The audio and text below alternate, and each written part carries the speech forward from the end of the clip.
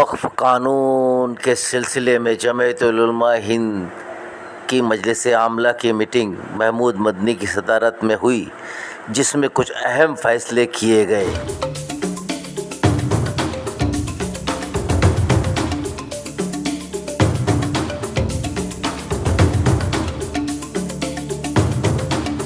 جمعیت علماء ہند کی مجلس عاملہ کا انتہائی اہم اجلاس آج مولانا محمود اسد مدنی صدر جمعیت علماء ہند کے زیر صدارت بمقام مدنی ہال ITO نئی دہلی منعقد ہوا، جس میں وقف ترمیمی ایکٹ 2025 اتراکھنڈ میں مدرسوں کے خلاف سرکاری کارروائی، یکساں سول کا نفاذ اور فلسطین میں نسل کسی جیسے دور حاضر کے سلگتے ہوئے مسائل پر تفصیل سے تبادلہ خیال ہوا اور اہم فیصلے کیے گئے۔ ساتھ ہی جدید ممبر سازی کی تاریخ میں توسیع بھی گئی۔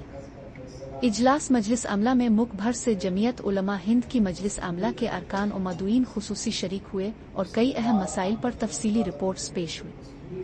اجلاس میں خاص طور پر وقف ترمیمی ایکٹ کی خامیاں اور اس کے پس پشت مقاصد پر گھنٹوں بحث ہوئی۔ سب سے پہلے وقف کے تحفظ سے متعلق جمعیت علماء ہند کی جدوجہد پر مبنی ایک رپورٹ پیش کی گئی۔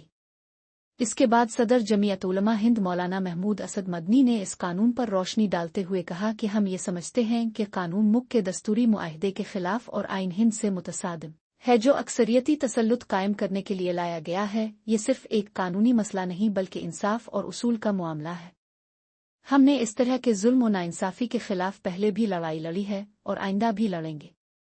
اس ملک کی بنیاد جن اصولوں پر رکھی گئی تھی وہ برابری، انصاف اور آزادی کے ضامن ہے۔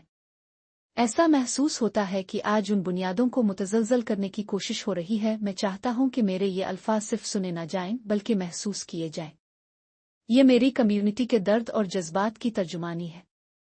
امید ہے کہ ملک کی قیادت، میڈیا اور عام لوگ اس آواز کو سنیں گے اور اس پر سنجیدگی سے غور کریں گے۔